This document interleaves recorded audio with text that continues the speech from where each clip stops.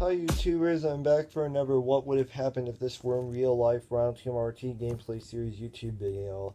Now I've been trying over and over and over again to come up with another new topic. I mean, last week's was the origins of the North Wind, the Penguins of Madagascar story, and this one is actually one that I actually came up with. It's actually a spin-off. It's actually a spin-off film, but it's actually an alternative spin-off movie idea. So what I mean by an alternative spin-off movie idea is that it's in an alternative canon world in which of some franchise. So you kind of get what I'm saying. What I mean by alternative spin-off movie idea, technically. It's like it happens to be in the same, it happens to be in a different universe, and it's sort of like, but that's like a spin-off, so you kind of see the idea. So yeah, and I'm going to explain it all, and yeah, and I'm going to explain more of the scenes and all, which is kind of something, like I didn't do for the other one, but I guess I'll try my best into doing all that. So yeah, so this is what would have happened if the Ghostbuster named Dana Barrett, Ghostbusters story movie were in real life. Now, in order to make this alternative spin-off movie idea to work, in order to make this one work, I need to have a few couple of changes.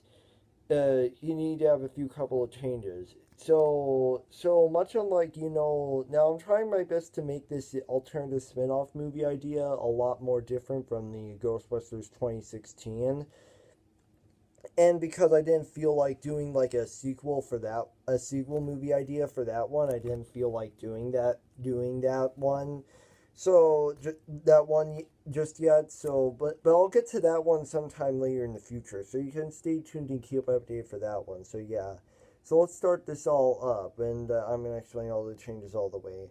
So now we cut open to the beginning, where unlike in the first Ghostbusters film, this alternative universe one actually has a lot of differences. Instead of there being, it actually does have a lot of differences. However, there are little similarities between the Ghostbusters 1 movie and this Ghostbusters alternative spin-off movie. So the differences are is that, well, you'll see. So we of course see Dana Barrett in the library. So it's actually her in the library looking for the librarian ghost. When suddenly she is of course scared by the ghost and then and then instead of being thrown out the door by the librarian ghost, she's thrown. Dana Barrett is thrown as before she becomes a Ghostbuster, is thrown out the window. However, is later to survive. So that's kind of the difference between all that. And then of course Dana Barrett before she became a Ghostbuster, Dana Barrett eventually ran away. And then of course we see her feeling like she has no team or anything like that, and realizes that they could make a very great that not only they could make a very great profit and budget off of proving the paranormal exists, but they could also prove that it also exists altogether. So that's kind of the idea that I'm going for. Then, much like in the Ghostbusters 1 movie, much like in that one, Dana Barrett has no place in college or her college or university, so they basically just kick her out. And then, much like in the first movie, they have to find much like in the first movie, Dana Barrett has to find a place for her ghost busting stuff and all that. So yeah, this is sort of like the idea, and I mean and not only that, but this would be the first Ghostbusters movie to be all around the world, not just like Manhattan, New York, but like in different areas where Dana Barrett and their team of Ghostbusters are getting rid of ghosts on, like, Wisconsin, Canada. You kind of see the idea, much like the Chipmunk, just like the Chipmunk Adventure 2 movie, where they went around the entire world, except only this time in this Ghostbusters alternative spin-off movie idea. It's Dana Beard and her team of Ghostbusters. I don't know. I don't know. I'll just come up with their names. Going all around the world, getting rid of ghosts, and also getting rid of a powerful ghost that tends to take over. That tends to make all the towns become ghost towns. Like literally, just turn them into haunted towns.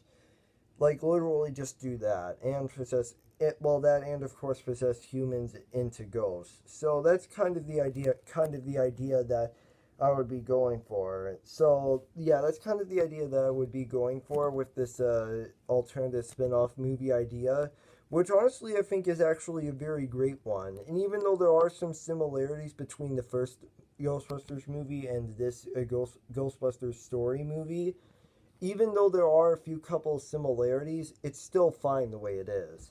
So yeah, then of course we see Dana Beard by a much more the exact same.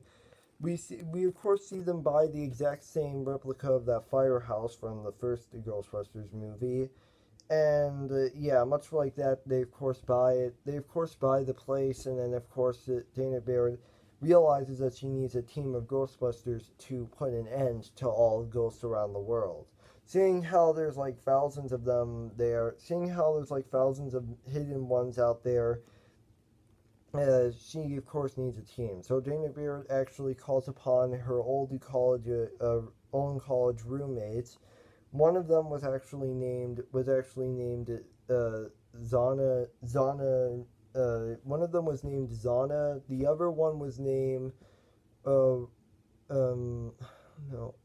Maka. I think one of them was named Maka, and the other one. So all of them start off with the last names. There's Zaka and Maka, and Hava, which of course are the three names of that. So I guess it's kind of cool to see four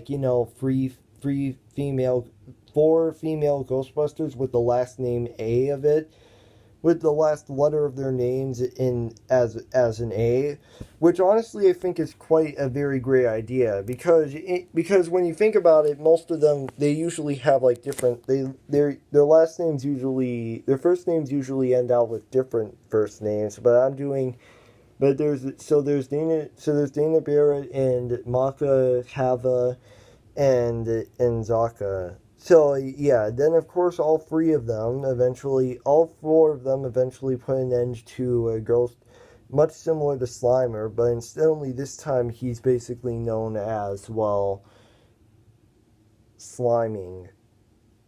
I'm just gonna say it. It's an alternative spin-off character. Sliming, that does sound like a very great name. So they put an end to Sliming's ghost ways. They of course trap him, and then they trap other ghosts, and then they all become famous, just like in the first Ghostbusters movie. And then of course we see a person much similar to Peter Venkman,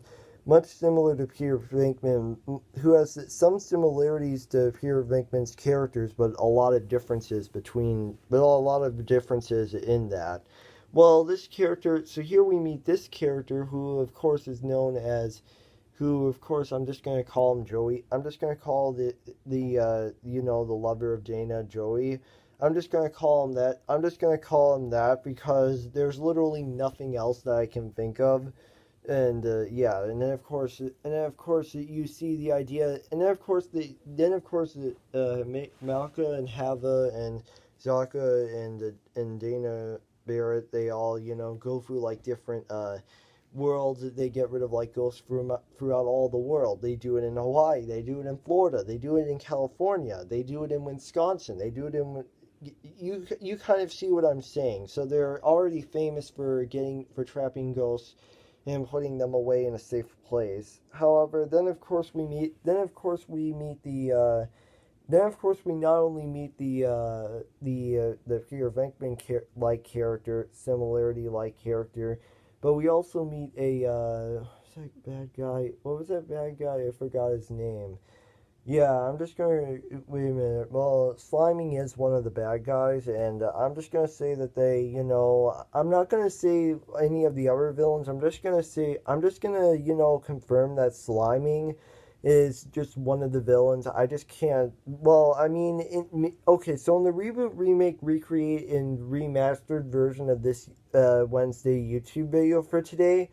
I'm just gonna, for that one, so I'm gonna skip throughout all the other characters and then just skip to the part where where these four new female Ghostbusters with the last letter A in their first names, one of them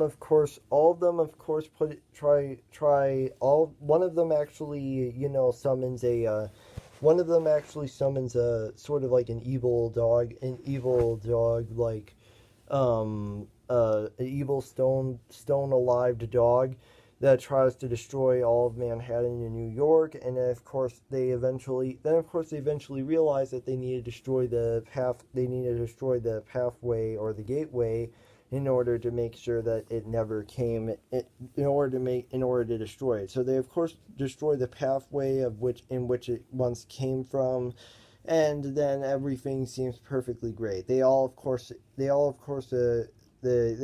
say, "Woo, we did it! Yeah, we put an end to that evil stoned dog who was trying to destroy all of Manhattan, New York." And then of course, Hava says, "I love being a female Ghostbuster." We cut back to the other area where these four female Ghostbusters are all, honored and respected by, by the stuff they did to help the good people of Manhattan, New York, and everyone around the entire world. And then of course Dana Barrett, and then the Peter Venkman character of this, and then the Peter Venkman character of this alternative universe. They both fall in love with each other and kiss, and then of course they both run away. And then of course, much like in the Ghostbusters 1 movie, they move their car. They of course run off with their car into the distance. They run off to the distance while also holding hands. And yeah, and then I guess it kind of make like a perfectly good ending. So the end. And then there's no post credit scene because there's literally none. So yeah. And that was my take on what would have happened if the Ghostbuster named Dana Barrett a Ghostbusters story movie were in real life. Now, I actually kind of enjoyed this one. It felt very great and felt very good. And now I'm going to stop this right here. So, yeah, peace out. Bye bye.